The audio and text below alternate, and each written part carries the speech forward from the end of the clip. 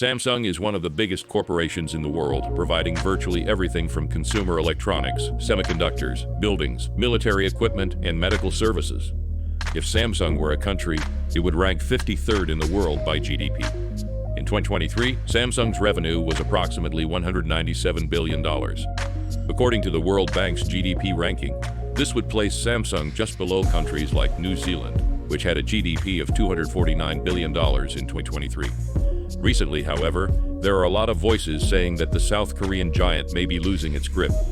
Let's first start off with what Samsung is best known for: smartphones. Samsung has recently lost its position as the world's top smartphone seller to Apple.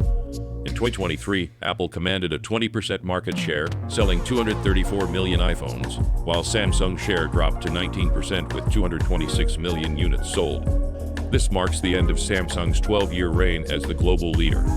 In the US, Samsung's market share fell to 18% in the last quarter, down from 34% in 2021, primarily due to the growing preference for iPhones. Apple's dominance in the US is evident, with over 80% of young Americans using iPhones. This decline in market share highlights the significant challenges Samsung faces in maintaining its competitive edge. This could be attributed to several product issues. Samsung has been grappling with significant product issues, particularly with software update bugs and display problems. The most famous incident was perhaps the Galaxy Note 7 battery explosions. The Galaxy Note 7 faced a critical issue where its batteries overheated and caught fire due to design flaws and manufacturing defects. This led to a global recall of the device. Recently, users of Galaxy S21, S22, and Note 20 series have reported various bugs following updates, including increased battery drain and system crashes. Another notable issue was the persistent green line appearing on the screens of these models, which many users attribute to firmware updates. Samsung has initiated a free screen replacement program in India for affected users, covering devices purchased within the last 3 years. With all this happening, Samsung is facing intense competition from other low-cost Android manufacturers. Chinese brands like Huawei, Xiaomi, Oppo, and Vivo are aggressively challenging Samsung. Huawei, for instance, has overtaken Samsung in the foldable phone market, with a 257% increase in market presence in the first quarter of 2024. Xiaomi holds a 14% market share, further intensifying the competition. These Chinese brands offer high-performance devices at competitive prices, making it difficult for Samsung to maintain its market position. This is not confined to just smartphones.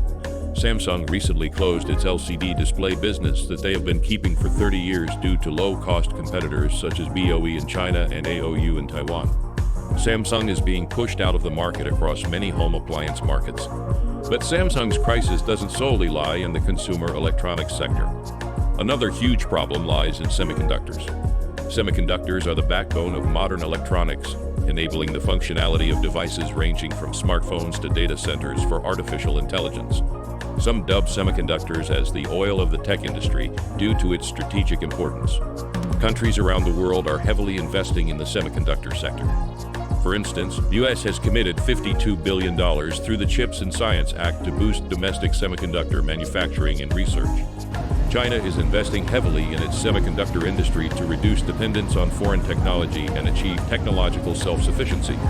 Samsung has been a major force in the semiconductor industry for decades.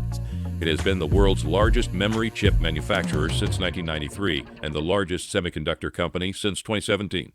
Samsung has also been a key supplier for Apple, providing components like flash memory and OLED displays. However, TSMC of Taiwan stole Samsung's leadership in the semiconductor industry.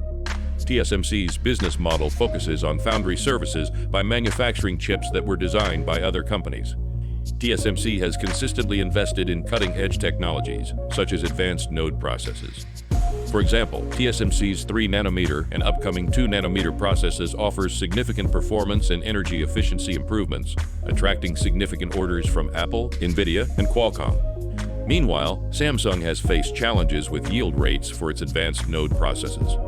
Yield rate is the percentage of functional chips produced on a silicon wafer. High yield rates enable semiconductor manufacturers to produce more functional chips at lower costs, maintain high-quality standards, and remain competitive in the market. Samsung's 3nm process had yield rates of around 50%, which is lower than TSMC. Therefore, Samsung has struggled to secure and retain high-profile clients. For example, Qualcomm moved its Snapdragon production from Samsung to TSMC due to performance and yield issues.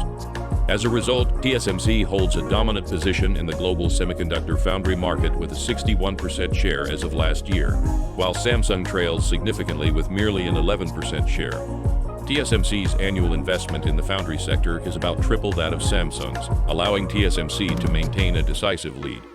Samsung's investment in semiconductor infrastructure, while significant, is spread across various segments, diluting its impact on the foundry business. And this trend is getting only worse. The rise of generative AI such as ChatGPT is accelerating the need for high-performance GPUs from NVIDIA. These chips require substantial memory bandwidth to handle large datasets and complex computations. Memory suppliers like Samsung, SK Hynix, and Micron are ramping up their high-bandwidth memory production capacities to meet the growing demand. HBM commands a significant pricing premium over traditional devices and is considered the future of memory technology. Samsung's HBM3 and HBM3E chips were recently rejected by NVIDIA due to issues with heat generation and power consumption, highlighting ongoing quality assurance challenges. This failure has raised concerns about Samsung's ability to compete in the high-performance memory market, which is crucial for AI applications. These technological and innovation challenges has materialized into a financial roadblock. According to a documentary made by KBS, from 2013 to 2023, Samsung Electronics revenue increased by only 13%, which equates to an annual growth of just 125%. This is a shocker considering that Samsung grew at an annual rate of over 17% from 1998 to 2013. In other words, Samsung has seen virtually no growth over the past decade. This is bad even when you count in the macroeconomic impact, including a global economic slowdown and rising inflation. In response to various business challenges and underperformance, Samsung Group has implemented a 6-day workweek for its executives. While it aims to instill a sense of urgency and improve business outcomes, it has raised concerns about its impact on employee morale and overall workplace culture. Samsung is also focusing on integrating generative AI to high-value-added products, enhancing user experiences to drive future growth.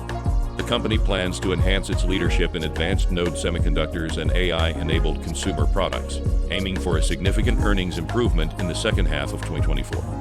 Only time will tell whether Samsung will be able to hustle its way out of their lost decade. But it is certain that Samsung will have to go above and beyond what it has been doing for the past decade in order to guarantee its superior dominance in the coming age of technology.